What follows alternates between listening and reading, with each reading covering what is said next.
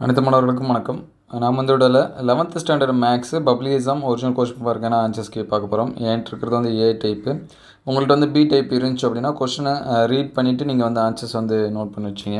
இதில் first question பார்த்திங்க அப்படின்னா டி ஆப்ஷன், சரிங்களா? டி ஆப்ஷன் 4th ஆப்ஷனு அதை வந்து மார்க் பண்ணி வச்சிங்க. அதுக்கடுத்து செகண்ட் கொஸ்டின்ஸ்க்கு வந்து ஆன்சர்ஸ் பார்த்திங்கன்னா சி ஆப்ஷன் 3 அதை வந்து மார்க் பண்ணி வச்சிங்க. Third option 3. அதுக்கடுத்து தேர்ட் கொஸ்டின்ஸ் பார்த்திங்க அப்படின்னா ஏ ஆப்ஷனு 1/2 ஏ ஸ்கொயர் 1/2 ஏ ஸ்கொயர் தேர்ட் ஆப்ஷனு. அதுக்கடுத்து ஃபோர்த் கொஸ்டின்ஸ்க்கு பார்த்திங்க அப்படின்னா 2n B option second option அதை வந்து நோட் பண்ணி வச்சிங்க, செகண்ட் ஆப்ஷனு. அதுக்கடுத்து ஃபிஃப்த்து கொஸ்டினுக்கு ஆன்சர்ஸ் வந்து பார்த்திங்க அப்படின்னா ஏ ஆப்ஷனு, ஃபிஃப்த்துக்கு வந்து ஏ ஆப்ஷன், அதை வந்து நோட் பண்ணி வச்சிங்க. அதுக்கடுத்து சிக்ஸ்த்துக்கு வந்து ஆன்சர்ஸ் பார்த்திங்க அப்படின்னா ஏ வந்து 0 கொடுத்துருக்காங்க. வந்து சிக்ஸ்த்துக்கு வந்து டி ஆப்ஷன் அதை வந்து நோட் பண்ணி வச்சிங்க, 0 ஆன்சர்ஸ் வந்து கொடுத்துருக்காங்க, டி ஆப்ஷனு. அதுக்கடுத்து செவன்த்துக்கு பார்த்திங்கன்னா டி ஆப்ஷன் கொடுத்துருக்காங்க 4, செவன்த்துக்கு வந்து டி ஆப்ஷன் 4 அதை வந்து மார்க் பண்ணி வச்சிங்க. அதுக்கடுத்து எயித்து கொஸ்டின்ஸ்க்கு வந்து பார்த்திங்க அப்படின்னா சி ஆப்ஷன் 3, எயித்துக்கு வந்து சி ஆப்ஷன் 3 அதை வந்து நோட் பண்ணி வச்சிங்க. அதுக்கடுத்து நைன்த்து கொஸ்டின் பார்த்திங்க அப்படின்னா நைன்த்து கொஸ்டினுக்கு சி ஆப்ஷன் 1/5, சரிங்களா?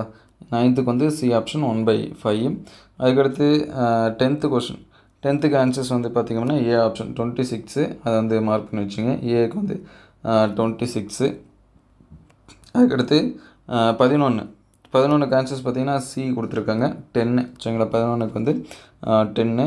அதுக்கடுத்து 12க்கான ஆன்சர்ஸ் வந்து பார்த்திங்க அப்படின்னா ஏ ஆப்ஷன் கொடுத்துருக்காங்க, ஃபஸ்ட் ஆப்ஷன் ஏ ஆப்ஷனு, 12க்கு ஏ ஆப்ஷன். அதுக்கடுத்து 13வது கொஸ்டின் 13க்கு பார்த்திங்க அப்படின்னா 0 கொடுத்துருக்காங்க, அதாவது ஏ ஃபஸ்ட் ஆப்ஷன் வந்து மார்க் பண்ணி வச்சிங்க. 13க்கு வந்து ஏ 0 ஆப்ஷன்.